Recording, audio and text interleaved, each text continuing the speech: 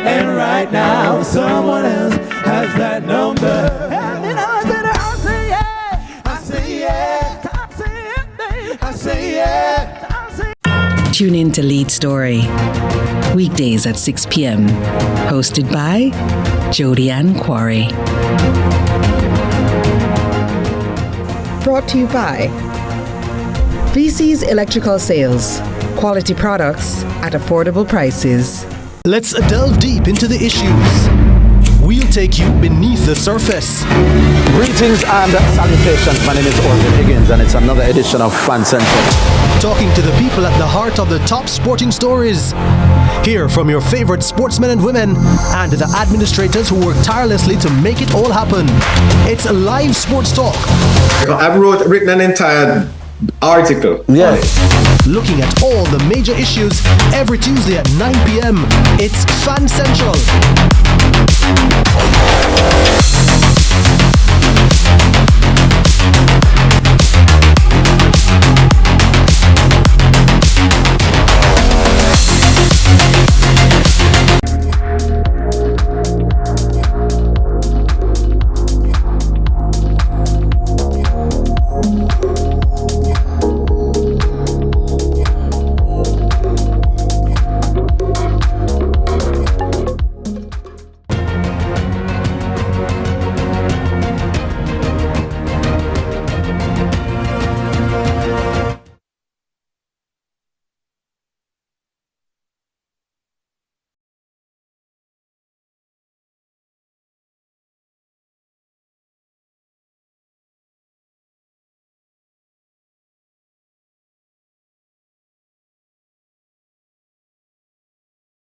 Let's delve deep into the issues.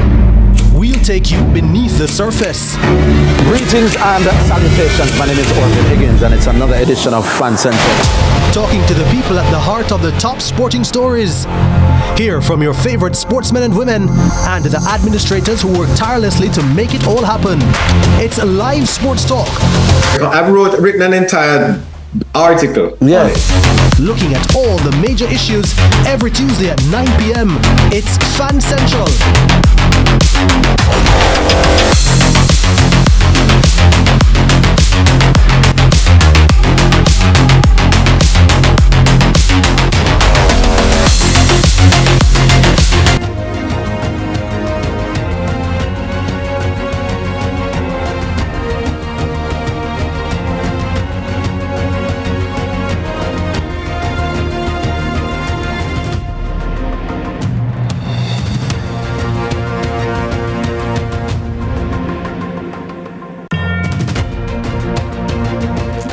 Good evening and welcome to Lead Story. Tonight, adapting under pressure, from our classrooms to global diplomacy to our food systems, and even how we find one another in a small crisis.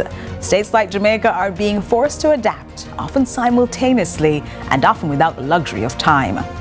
The Caribbean Examinations Council is moving towards digital exams and flexible certification.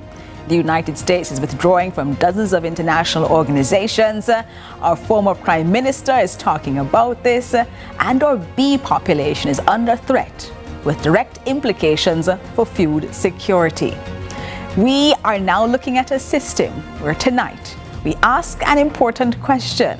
How do we adapt under pressure when the ground shifts? How do small states respond? This is Lead Story.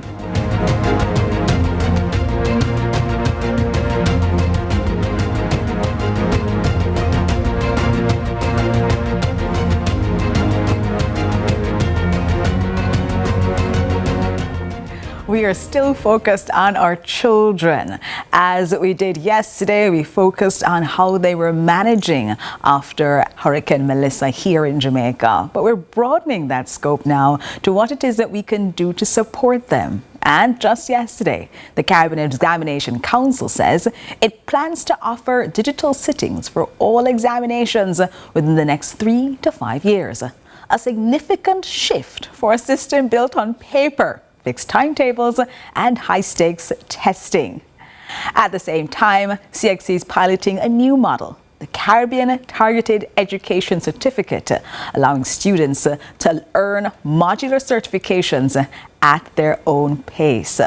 Let's listen now to the CEO and registrar at CXC as he talks about what it is that have been done. Dr. Wayne Wesley gave this information yesterday in a press conference that was watched all across the region. Of our region value the work of CXC.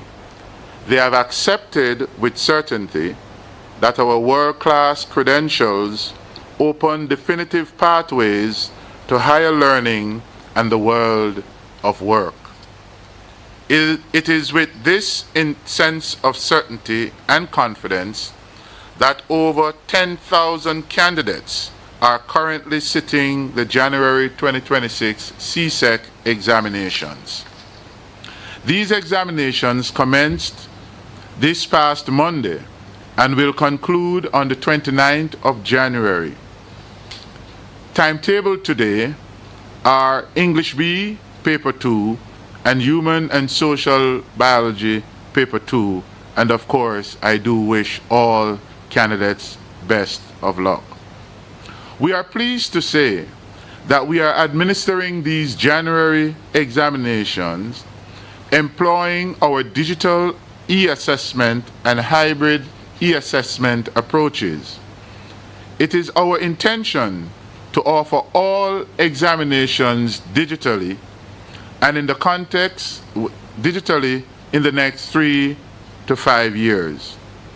Immediately after this January session of examinations, we will start preparing to serve the over 100,000 candidates who will likewise, with likewise certainty and confidence, will sit over 600,000 CSEC and CAPE subject entries in the traditional May-June examinations.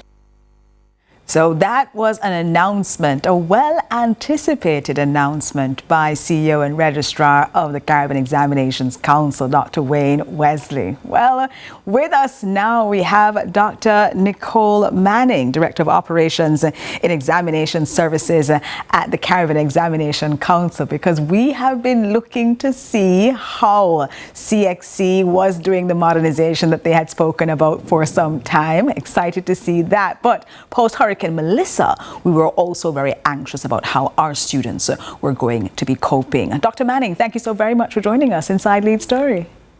Thank you very much for having me, and all the best to you and your listeners for 2026. Thank you very much, and the very same to you and all your team there at the Caribbean Examinations Council. You are responsible for the lives of so many children all across this region. What does it mean that CXC has now announced plans for fully digital exams within 3 to 5 years? As a country, as a region, what's the problem that we're shifting to try to solve? So the Caribbean Examinations Council is trying to ensure that we respond to the kind of transformation that is required for the region in preparation for candidates to operate within a global sphere. So the actual involvement, as well as what they do in their learning experience, will prepare them for this kind of transition. However, for the most part, we are also trying to improve our services and to actually, within 3 to 5 years, move to what we want to have as our on-demand exams offering. And so in order to do that, we have to have this digital transformation. That would mean greater flexibility for the offerings that for CXC. Currently, we have 2 sit-ins, the January sit-in as well as the May-June. And in January, we offer 13 subjects. But for May-June, we offer all our subjects for both CAPE and CSEC. And so it's important that we look at ways to make this kind of transition and to open up for our candidates. You mentioned CTEC, which I know we'll speak about shortly. But that's also, as we roll out products of that nature, we need to have this kind of flexibility.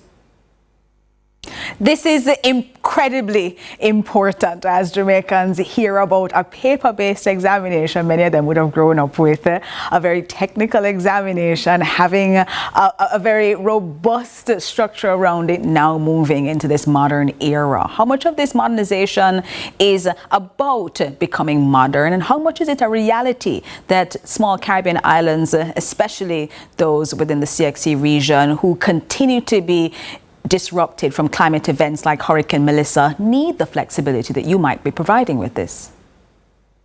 So CXC embarked on this process in 2017, and we have found that the process has really been beneficial to quite a few territories.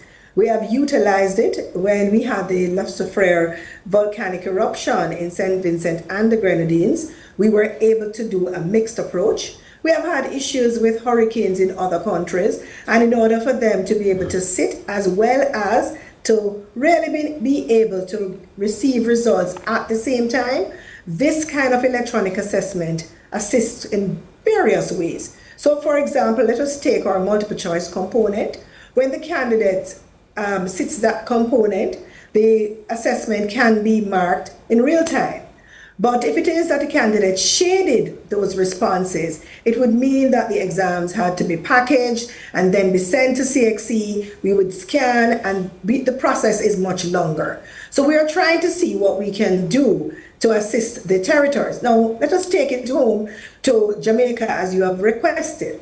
And so if it is, as we look at what happened with Hurricane Melissa and what Registrar would have mentioned in terms of the concessions that will be given for the candidates who will be sitting those exams, what we have done is to provide a later submission, an extended deadline for the later submission of school-based assessments only for the candidates negatively affected in those areas.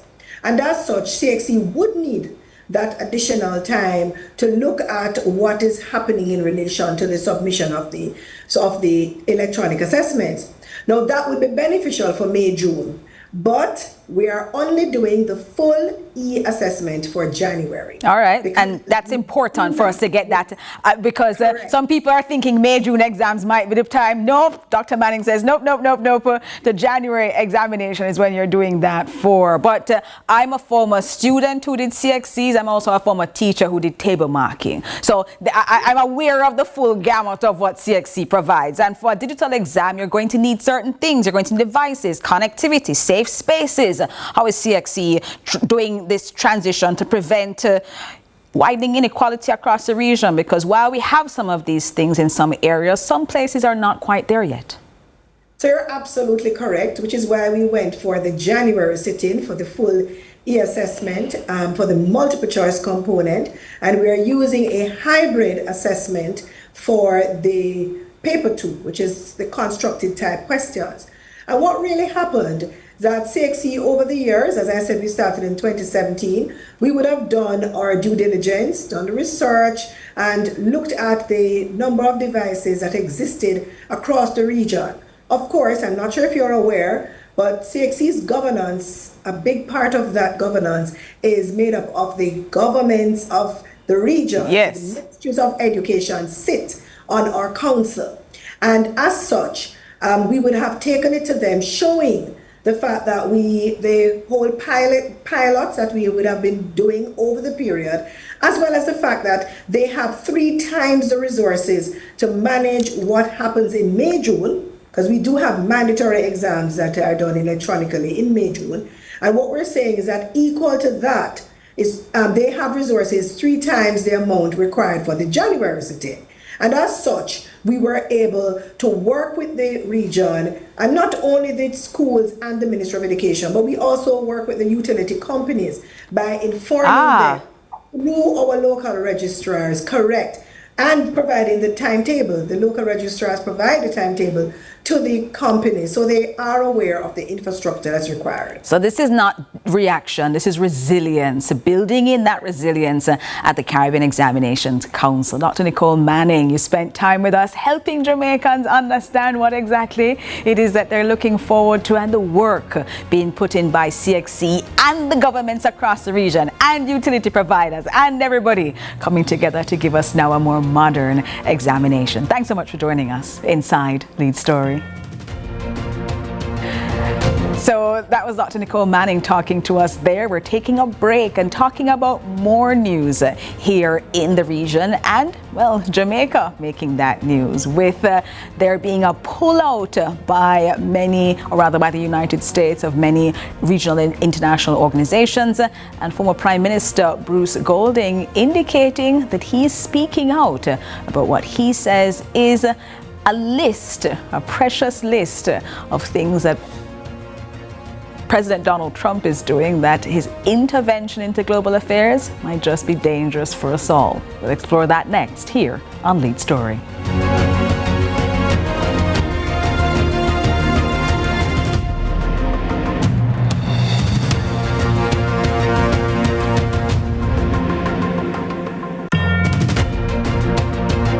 Your Miracle Fire Rub for all arthritis, pain, swelling, poor circulation, numbness, inflammation, cold and flu, stroke, stiffness, sprains, strain, boils, insects, bites, and menstrual discomforts. Miracle Fire Rub, available at King Street Pharmacy, 72.5 King Street, downtown Kingston, and Fontana Pharmacy, Barbican, or call 876-80-85903 or 876-2865-810 or 876-3267667. Miracle Fire Rub. Rub it on, the pain is gone, gone, gone. Jamaica's unemployment rate has fallen to 3.3%, down from 13.2% in 2016. Our government's continued focus on job creation is delivering real results. We are building Jamaica. The time by the Office of the Prime Minister is... Let's delve deep into the issues. We'll take you beneath the surface. Greetings and salutations. My name is Orville Higgins, and it's another edition of Fan Central. Talking to the people at the heart of the top sporting stories. Hear from your favorite sportsmen and women and the administrators who work tirelessly to make it all happen. It's live sports talk. I've written an entire article. Yes. Looking at all the major issues every Tuesday at 9 p.m. It's Fan Central.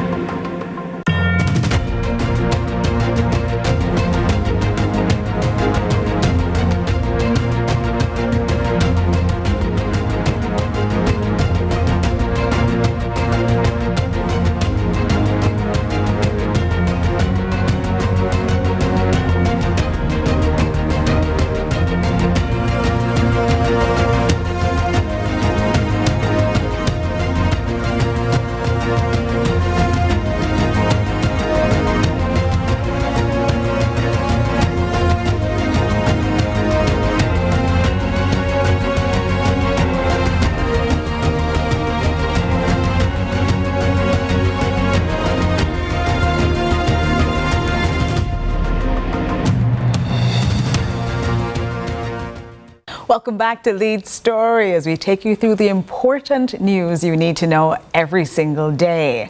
We started off first with CXC. Coming out of yesterday's conversation about how to better support our children, we were concerned that they might have to deal with the rigors of examinations without any new guardrails. Well, the Caribbean Examination Council has now indicated that they're putting new things in place for their January sitting of their exams. And we'll have more of those conversations in the coming weeks as we explore what that means for education here in Jamaica and our children. But now we turn to local news with an international context, because this week, former Prime Minister Bruce Golding issued a statement, a rare and deliberate intervention into global affairs. In it, he warns that the removal of Venezuelan President Nicolas Maduro by the United States under President Donald Trump is not just a regional event, but a signal that the global order is being upended. Golding's concern is not only what has happened, but who has spoken, who has remained silent, and what that silence may mean for small states like Jamaica. He had an interview today with our managing editor for news, Giovanni Dennis. Let's hear what former Prime Minister Bruce Golding had to say. No leader is free to speak out because to determine to a new world punishment, whether through tariffs, and that has practiced restrictions, but has led every country. Apologies for that insert as we are recording and playing for you our interview earlier today with former Prime Minister Bruce Golding. In it, he spoke at length about what is going on in the United States and across the world, and the statements that have and have not been made by powerful countries across the region. This after the intervention by the United States into Venezuela with the capturing and removal of the president of Venezuela, Nicolas Maduro, and his wife. And so that has led to global concern, not only about the behavior of the United States, but also what it might mean for other countries across the region and the world. Let's listen in to what former Prime Minister Bruce Golding had to say. The world is facing the most perilous challenge since the Cuban Missile Crisis of 1962, which brought us to the brink of a nuclear war. I think that Donald Trump, using the strength of the American economy and the American military power, has intimidated the world, has ascribed to himself the right to determine a new world order. And that has frightening implications for countries all over the world, not the least of which are countries in the Caribbean. Yeah. Why no leader, including those in the major countries of Europe, no leader feels free to speak out because Trump's ability to apply punishment, whether through tariffs, through access restrictions, has left every country in shivers. It's a dangerous situation. I worry because, you know, we're not far away from the situation that existed in the 1930s when Adolf Hitler intimidated the world and made countries fearful of standing up to him. Thank God for people like Winston Churchill, who stood up and faced him down and said, no, we're not going to allow you to do that. And that, I believe, is a reckoning moment today. Are you comparing Mr. Trump to Hitler? In terms of their ambitions, yes. Both Hitler and Trump desired to exert control over the entire world. It's a different situation today. And hopefully, after 2029, getting rid of Hitler required a war in which 80 million people were killed. Getting rid of Trump may not be that expensive, but getting rid of Trump is, for the future of the world, a crucial imperative.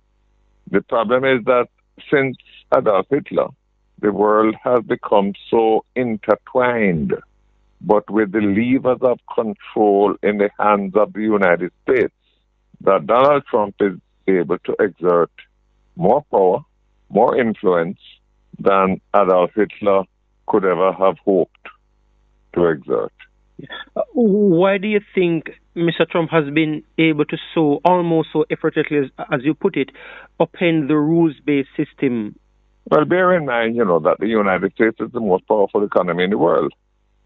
It controls the international financial system to a large extent. It is the largest importer in the world. So when Trump decides to impose tariffs, it shakes the economies of countries all over the world, from Europe to Asia to Latin America.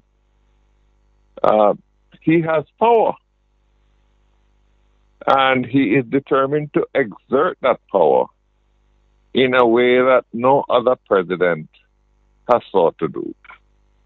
Because previous presidents, including Republican presidents, recognized that we live in a global village, and as powerful as the United States is, it had to coexist with other occupants of the village. Yeah. Trump doesn't see it that way. Trump has reincarnated the Monroe Doctrine and has renamed it the Donroe Doctrine, with an undisguised interpretation that the Western Hemisphere, of which we in Jamaica are a part, exists for the benefit and the interest of the United States. Yeah. To hell with what our interest in Jamaica might be. The purpose of the existence of the Western Hemisphere is for the interest and the benefit of the United States. We better understand. We've been there before, We've been there before. That is imperialism. That is recolonization. And we were able to work our way through that. We're going to have to do that again. But as I said in my article, everything rests now in the hands of the American voters, because Trump will go away in 2029 unless he finds some way to secure a third term, which he hasn't ruled out, but which I believe is not possible. But a lot will depend on whether or not the legacy that he has left, involving a new ideology, a new understanding of how the world ought to be managed and structured, a lot will depend on whether or not in the 2028 presidential elections, the American. And so that was former Prime Minister Bruce Golding speaking with our managing editor of News, Giovanni Dennis, as he responded and reacted to the comments coming from his recently published article, Things Fall Apart, the center is clearly not holding, and anarchy seems to have been unleashed upon the world. In it, he goes through in detail what he considers to be concerning developments coming out of the United States. Indicating that President Donald Trump is raising hard questions about the role of the United States, but the role of other countries around the world. Later on, former Prime Minister Golding also discusses what it is that Prime Minister Dr. Andrew Holness can say and what he, as a former Prime Minister, can say, contrasting that with what the opposition has complained of, that we're not taking a hard enough line. Well, former Prime Minister Golding says he's not in power. He can't say the sorts of things that are being asked of CARICOM leaders, because CARICOM leaders have to protect their populations. And this is a very hard line for us to walk. Former Prime Minister Golding can say things that our regional leaders, including our own Prime Minister, cannot say. We're taking a break here inside Lead Story and coming back to you. Not only listening to what the Prime Minister had to say at the National Prayer Breakfast yesterday, but also continuing to listen to former Prime Minister Bruce Golding as he lays out clearly what he considers to be a global crisis currently underway.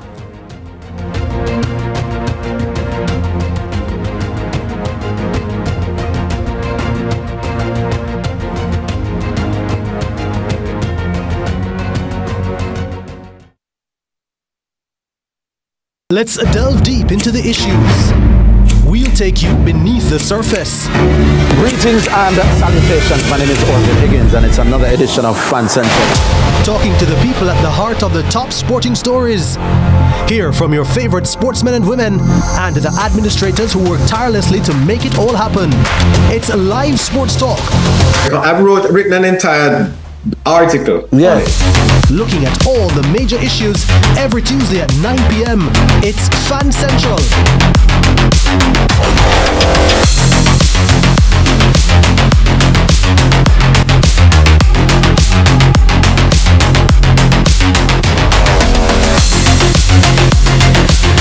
Turbulence the future. I'm going to end that CVM.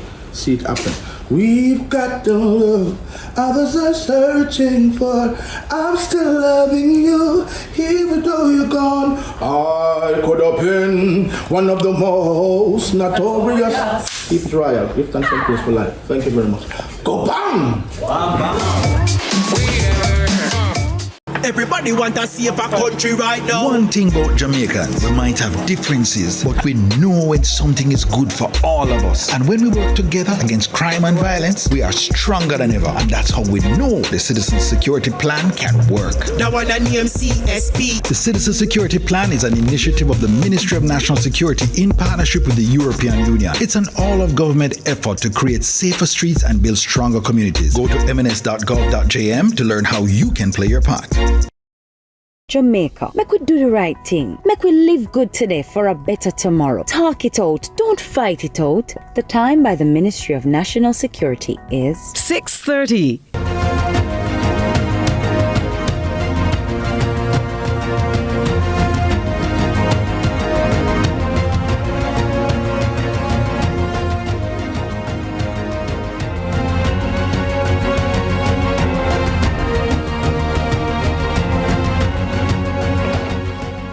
Thanks so much for staying with us inside Lead Story, taking you through Jamaica getting involved in the global positioning, thanks to what took place over the weekend with the removal of President of Venezuela, Nicolas Maduro, and the ensuing drama as a result. Well, we spoke with former Prime Minister Bruce Golding today here at CVM Television with our managing editor Giovanni Dennis, having that conversation with him.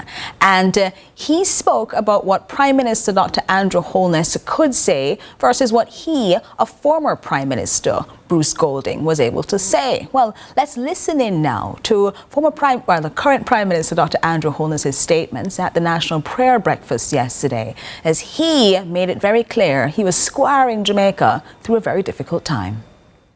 That every day I pray for the nation. We are living in changing times, uncertain times, uncharted waters in many instances. And my job as the steward of your affairs and the servant of your wishes is to keep Jamaica safe. Not to steer into waters for which we don't have to go.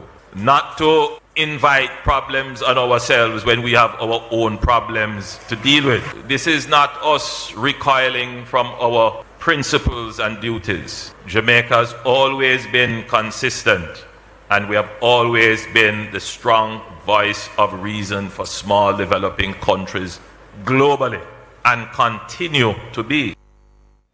And that's Prime Minister Dr. Andrew Holness yesterday at the National Prayer Breakfast, speaking about Jamaica's positioning on these global issues of importance. But we also heard from former Prime Minister Bruce Golding, who issued a an article today talking about who is talking, who is not, and what CARICOM leaders, including Dr. Holness, can say. Let's continue to listen to the interview that we had with former Prime Minister Bruce Golding on this issue.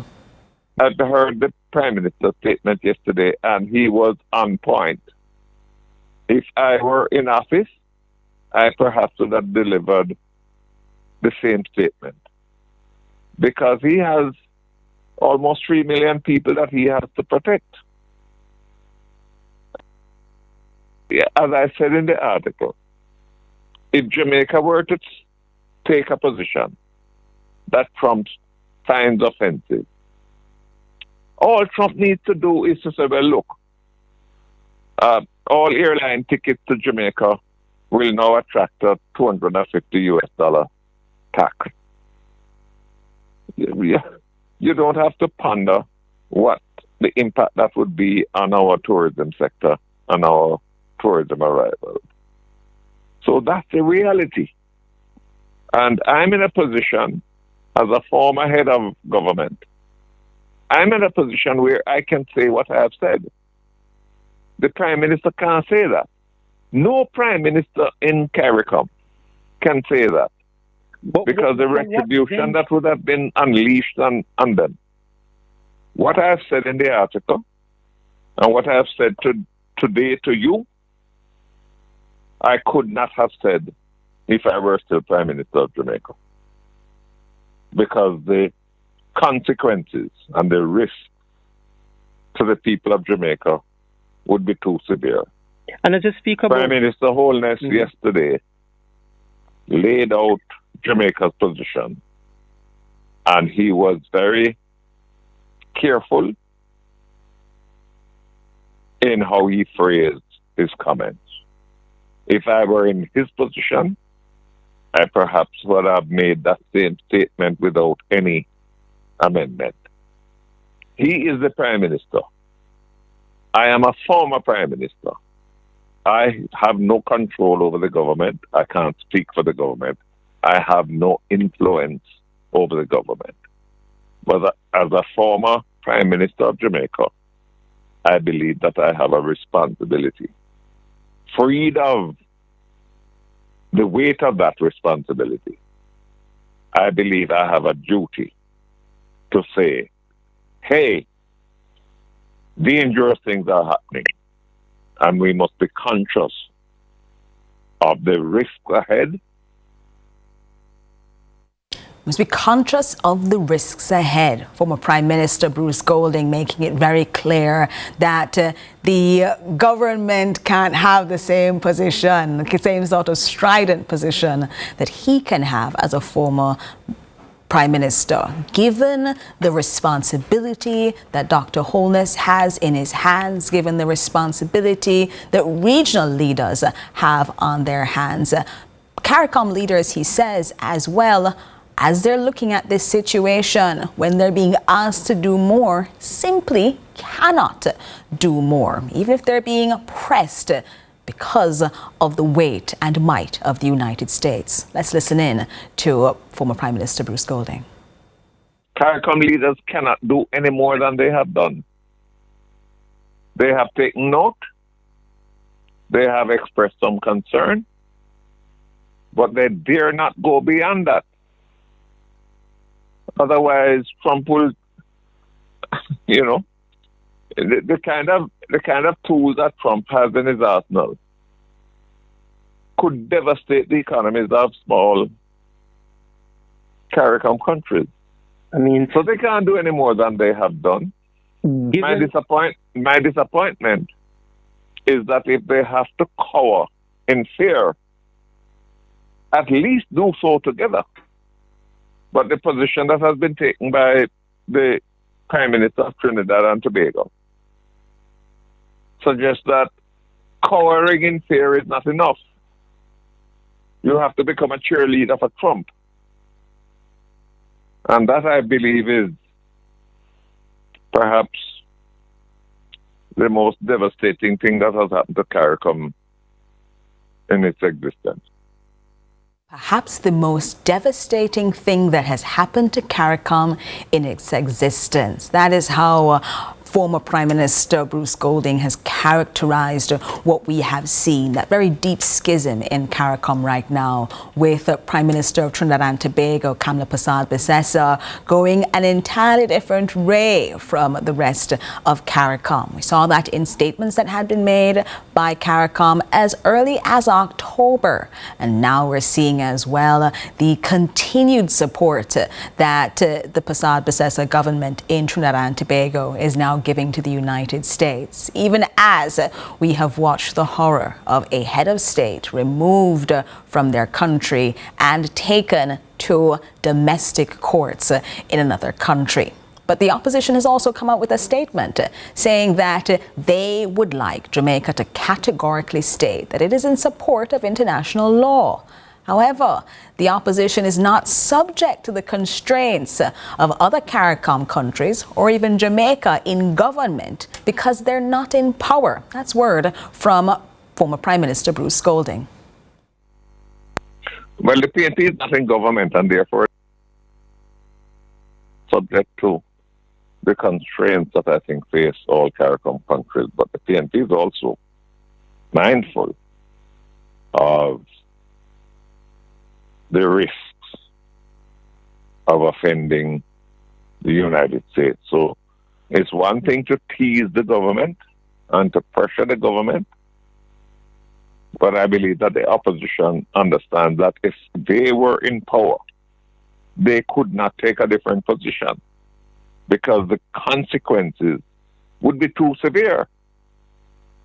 And, as I said before, if they were in power, and they were to take a hardline position against Trump, as I have done, and Trump were to decide that, well, you look like you're feisty. All right, well, as of tomorrow, any person buying a ticket to Jamaica is going to have to pay a $250 U.S. tax, which would mean that the visitors who would normally come to Jamaica would say, well, I better go to Barbados or I better go to Damret because I don't have to pay $250 tax there. Do you know what that would mean to our tourism industry? Do you know what that would mean to our tourism workers who would be laid off? So, the opposition has some amount of luxury. I have much more luxury because the only thing that I have to risk is my U.S. visa. That is former Prime Minister Bruce Golding, because he's made it very, very clear that you can have these sorts of conversations. The opposition can have strident positions. Others looking on can have very, very clear positions on what CARICOM countries and Jamaica in particular should be doing. However, there are consequences, especially in a world with such changing dynamics. And changing they are. Just yesterday, the United States decided to withdraw from 66 international organizations. About 30 of them UN bodies, another 30 other organizations, cotton boards, advisory boards that came out of that. But they also came out of the United Nations Framework Convention for Climate Change, UNFCCC, that is in charge of the Paris Convention and in charge of our global standard for keeping the planet where it is, not too hot, and helping us not get too cold.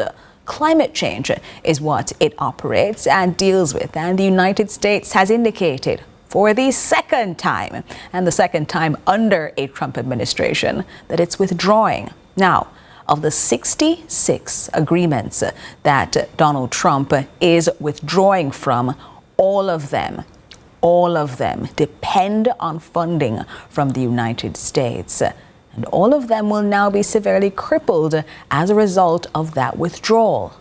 Operating then in a space, as has been contextualized by Bruce Golding, one in which the United States wields its power to its own advantage, isn't something new, however. We've seen this before. We've seen the United States use its power against countries we just weren't friends with. What we're seeing now is that it's allies in the Kingdom of Denmark who currently are in charge of Greenland, but depending on how the next 20 days to 2 months goes, President Donald Trump might want it, or what's going on with Colombia, Mexico, Canada, Cuba, other places that President Donald Trump has said he might be intervening in. This means that the world we're accustomed to just doesn't look the same anymore.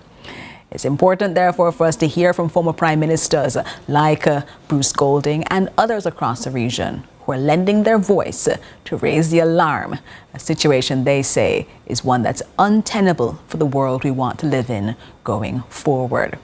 We're going to take a break here inside Lead Story after taking you through all that heavy news and come back. Because you might not think it's connected, but it absolutely is. Jamaica's security depends on, wait for it, bees. Well, after Hurricane Melissa, we had a conversation about how bees were important. Well, we're wanting to discuss now how the food you eat today was made as a result of bees weeks, months, or even years ago, and why we might be looking at problems in the future if we don't feed them some sugar water. We'll talk about that next here on Lead Story.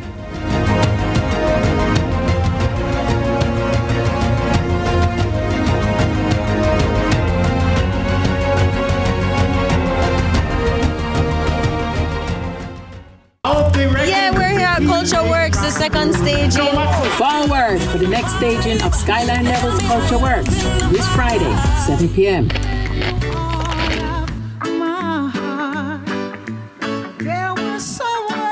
The rebels them in town.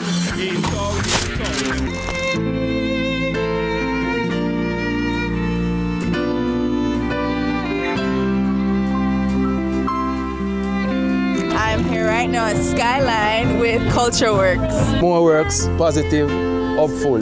Skyline Levels, I eat man, season 2, Culture Works. Every day we're going in circles.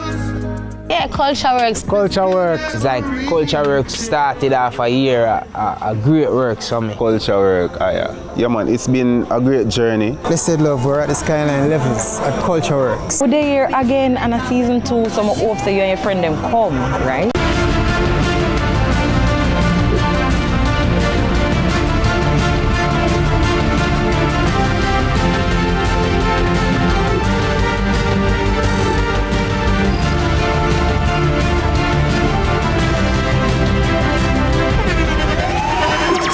The internationally acclaimed On Stage with Winford Williams. At a new time, Saturdays at 8 p.m. on CVM TV. So much more than entertainment. Let's delve deep into the issues. We'll take you beneath the surface. Greetings and salutations. My name is Orville Higgins, and it's another edition of Fan Central. Talking to the people at the heart of the top sporting stories. Hear from your favorite sportsmen and women and the administrators who work tirelessly to make it all happen. It's live sports talk. I've written an entire article. Yeah. Looking at all the major issues every Tuesday at 9 p.m. It's Fan Central.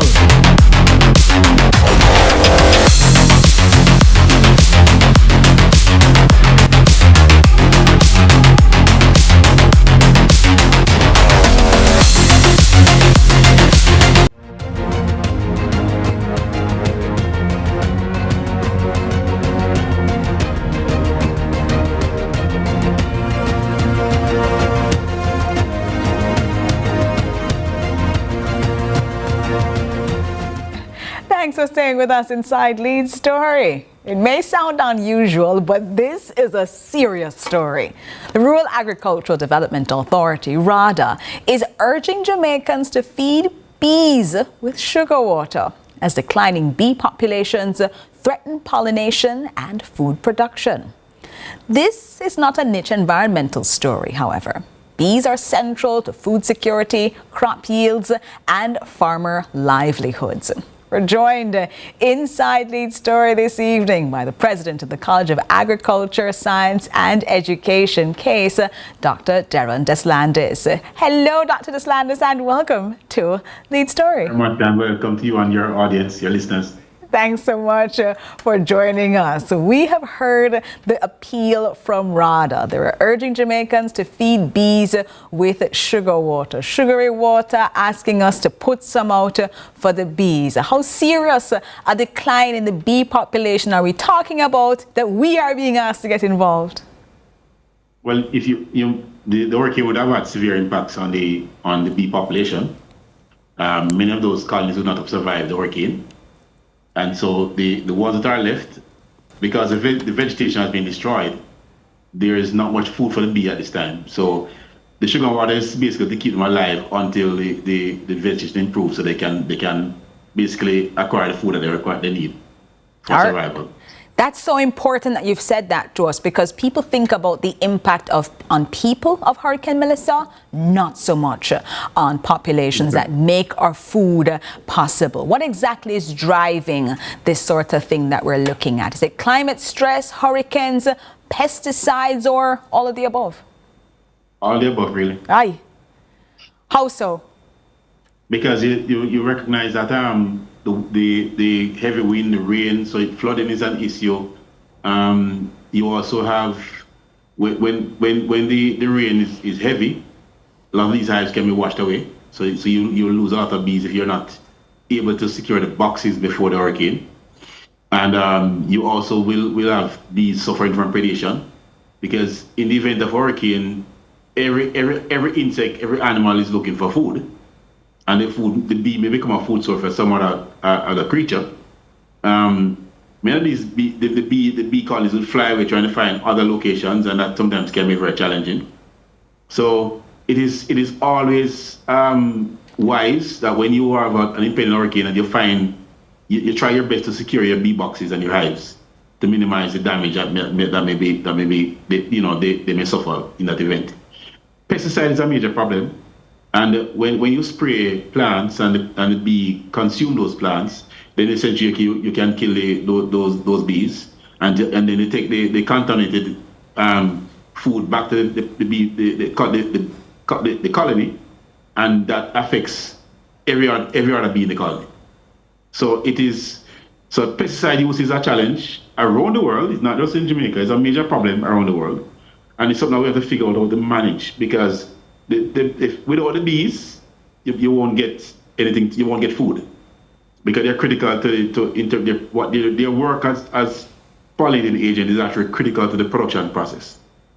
So they're pollinators. That's what I've seen them being called, and they're the ones that allow for us to get now the food that we're accustomed to, that we enjoy, but that will be impacted by Hurricane Melissa. Sugar water, that's the solution that RADA has put on the table for many Jamaicans to get involved in. It's not the ideal. Not ideal, but we're being asked to help. So how is it that sugar water helps, and what can it not fix? When you have harvest honey at this point, I mean, you're really not getting, you're getting a lot of the sugar converted to honey. So it's not the best or the most ideal honey that you'll get at this point, but at least it keeps the bee alive, and at least provides food temporarily, so they can actually survive the period of time when the plant recovers for them to pollinate. So when we're making the sugar water, what does it look like? If we're getting involved and helping out the bees, what are we making? Well, you make it's like sugar water, it's like any other, what Jamaicans call wash. So juice for me, lemonade for me, juice for the bees. Yeah, but exactly. All right, so sugar and water, simple solution. Are we using granulated sugar or we're using brown sugar? What kind of white sugar or brown sugar? I think most farmers use brown sugar. Seem their preference for brown sugar. So that's what we're looking at. Help us understand, though, the bigger context, because we're having this conversation about bees. You've identified them as pollinators, but you're also talking to us about the importance of them. If bee populations continue to decline, what does it mean for Jamaica's food supply and prices? Well, the bee, put it this way, the bee are an important link in the food chain. So let us say you're growing melons and there are no bees to pollinate and to essentially... It's the bee facilitate the mating process between the male and female plants to produce the fruits. And to the extent that you do not, there's no bee, then it impacts on the level of the production. So the bee impacts directly your productivity, right? So a lot of farmers today will actually have bee boxes in their fields, their melon fields, to ensure that they have enough pollination for the plants that they're growing. Now, if your productivity is affected, it also means less production, and less production means that there's a lower level of supply than demand, and that drives prices. I think that there are so many Jamaicans right now for the very first time learning about the importance of bees, Dr. Deslandis. This connection between bees and the prices that we're looking at is something that they would never have heard of before Hurricane Melissa. If we're looking at this emergency request, though, of sugar water to be able to help the bees, and we're talking about some of the other things that you have spoken of, including pesticides, what are some longer-term interventions that are needed beyond this emergency intervention that we're being asked to use by RADA, but also looking at what we're dealing with as hurricanes in the future? What is it that we need to do to keep our bee population safe? Well, you need to plant more bees plant more trees, so provide food sources, and you also need to figure a way to move away from the harmful pesticides and to use more organic methods of growing and protecting your plants, so the bee have less chance of consuming that deadly poison, so to speak. So not plant the bees, but definitely take care of the bees, as you have said. Absolutely. Making sure that we have a safe bee population. Yeah. For many, so replanting as quickly as you can, getting back in the field, getting your seeds going. So you have to. So the ramping up of the production is actually critical to the regrowth of the bee population. Got that, Dr. Deslandis. Why should the average Jamaican see this as a national issue, not just a farming concern? Because we seem to disconnect ourselves from our food sources and from our farmers. Why is this a bigger national concern? I think in 2008, if I may go back a little bit, we had what we sometimes call a quiet storm. We had the global energy crisis and a global food crisis. And the reality that faced us at the time was that I recall us trying to access rice from Guyana, and Guyana had closed off exportation of rice. Now rice has become a staple for Jamaica, for the average Jamaican household. Now imagine you don't have enough rice. What happens to your household? We have become dependent on imports, unfortunately. And to be real, it's an economic problem in many respects, because it's cheaper to buy a pound of rice and have that stretch than to buy a dozen bananas, for example. So there's a challenge. Now we do not plant rice, so you have to import it. That puts a strain on the foreign exchange system. But more importantly, when there are hurricanes and natural disasters, it will potentially disrupt your food supplies if you don't have enough rice in storage or other imported foodstuff. It's important to also focus not just on food security, but food sovereignty. Because food security, as long as I can afford to import and buy, then I can consider myself food secure. But when you have to depend on another nation, and that nation can hold you at ransom for anything, then your entire sovereignty that is at risk, and you have no guarantee that you can provide safe, nutritious food for your population. And I think that is so important, Dr. Deslandis, because that is the theme of today.